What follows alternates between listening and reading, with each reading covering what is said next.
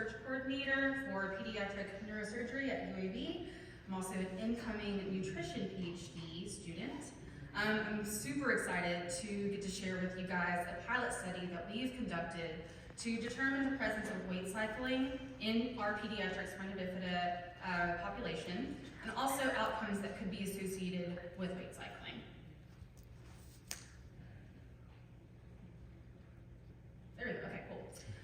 So for those of you that have not heard the term weight cycling before, it is defined as the repeated pattern of unintentional weight loss or intentional weight loss and unintentional weight gain.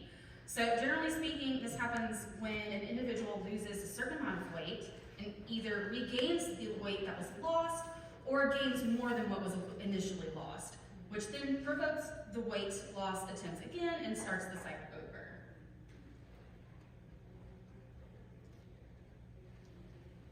I promise I know how to work things.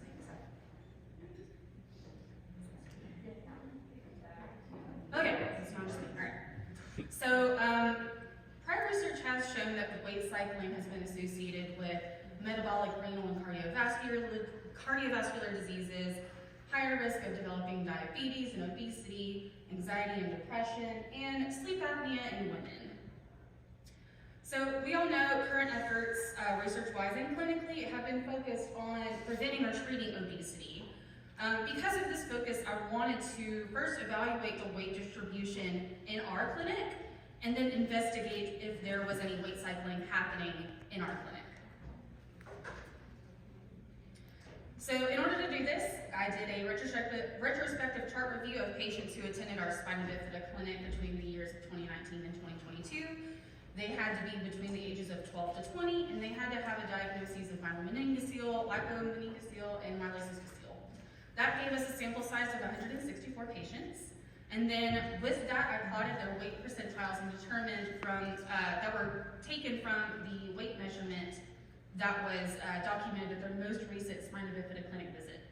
I also took down any medical intensity, so that includes like how often they had to be inpatient, how often they visited the emergency department, and how many shunt revisions they had to undergo, and comorbidities such as gastroparesis, psychiatric diagnoses, things like that.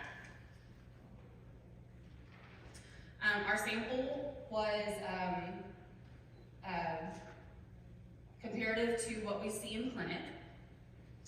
And the results of the weight percentiles from our most recent clinic visit, we had 30% of our sample in the 1 to 10th percentile, so they were extremely underweight.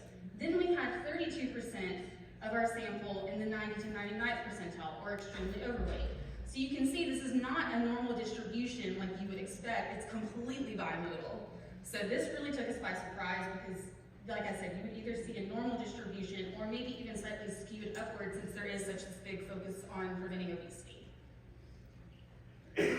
So to determine the presence of weight cycling, I started with identifying that 5% of unexplained weight loss or gain over 6 to 12 months is kind of a red flag. And when I say unexplained weight loss, I mean if they've lost 5% and it wasn't due to a really long inpatient visit or something like that, something that was obvious, like could have caused the drastic weight gain or weight loss. So first, I took a look at the growth charts to see if there were any obvious signs of weight cycling, and I'll kind of get into that more in a minute. Then I calculated 5% of the weight measurement on the chart. Then I looked to see if the individual gained or lost that calculated 5% within 6 months. Then I took that weight measurement, calculated 5% of that, and did that individual gain or lose that new calculated 5% within 6 months. If they did all of these, they were classified as weight cycling. Then additionally, if that pattern happened more than once within 12 months, they were classified as rapidly cycling. So here's a really awesome example of individuals who were classified as rapidly cycling. So I really want to use this middle one because it's super easy to see. But this weight measurement here was 74 pounds.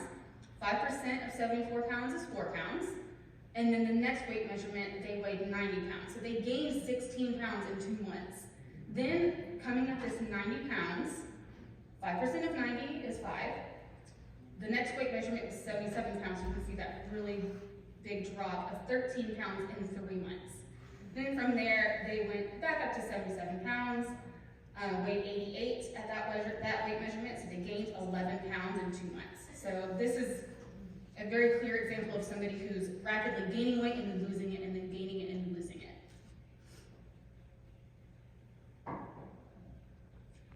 So we also saw that 49% of our total cohort showed weight cycling patterns. So these are the people that are losing the 5% and then gaining the 5%, and then sometimes they stable and maybe they'll do it one more time. But it's not in a very quick or rapid succession. So here's another example of that. So they're right here, they lose, they gain a little bit more, and then it's pretty spread out. Then 32% of the cohort showed rapid weight cycling. So these are the people who are drastically gaining weight, losing it, then regaining it, and then losing it, and so on.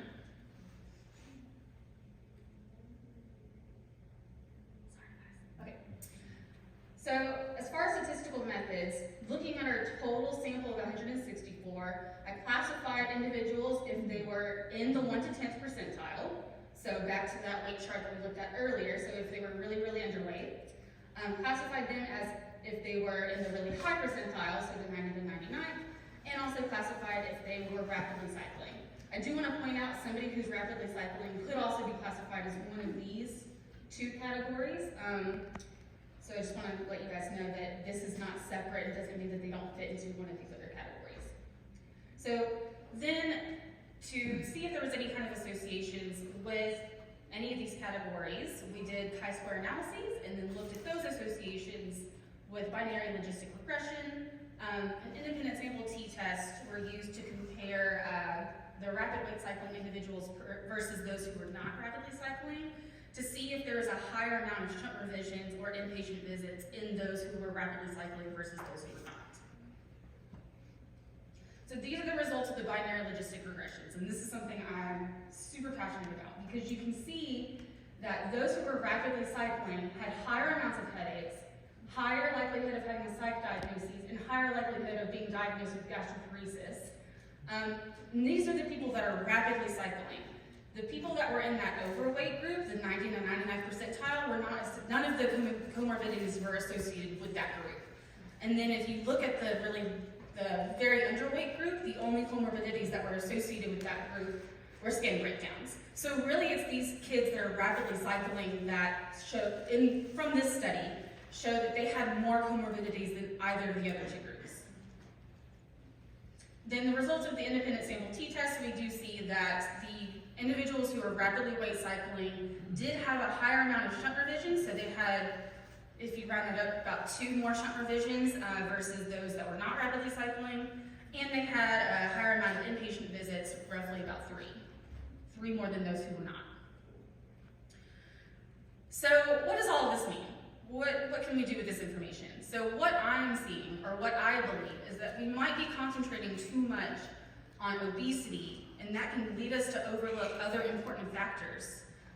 This population also might be engaged in disordered eating. And the reason I'm thinking that is because of the higher association of those who are rapidly cycling that have a higher likelihood of having a psychiatric diagnosis and having a higher likelihood of developing gastroparesis.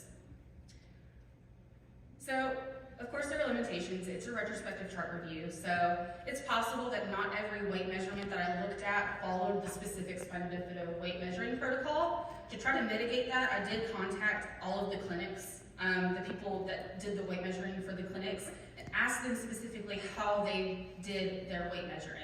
I didn't tell them, oh, do you follow this protocol? I asked them, how do you do it? And if they did not respond with the protocol, then I did not include their weight measurements from that chart. Weight cycling could also be due to other factors, so we can't tell for sure that these kids are purposefully trying to lose weight. I think that's a fair assumption that they probably are, but we don't know for sure. And then there are some kids that didn't have enough weight measurements, so I couldn't determine if they were rapidly cycling or if they were weight cycling or anything like that, if there's only 1 or 2 measurements on the growth chart. So next steps. First thing, we need to see if there is a provider weight bias that could be influencing these kids to try to control their weight. And I can talk more about that in a minute. And then I also want to take a look at these these patients in this population to see if there is eating disorder pathology. I also think we should look at weight cycling a little bit more in depth, so I think we could definitely benefit from doing longitudinal and prospective study and look at more outcomes that could be associated specifically with weight cycling. And then using all that information to create interventions for both providers and for patients. So if there is, say, a provider weight bias, we should create an intervention to try to mitigate that. And then also, when we're working with the patients, I think we need to take a different approach and not just focus on obesity and you should lose weight just to lose weight, or you should exercise just to get a certain number on the scale, but maybe look at it like a health at every size kind of approach and really just doing more of a holistic approach when dealing with weights. And so this is kind of where I was going with that first approach. I do have a study right now.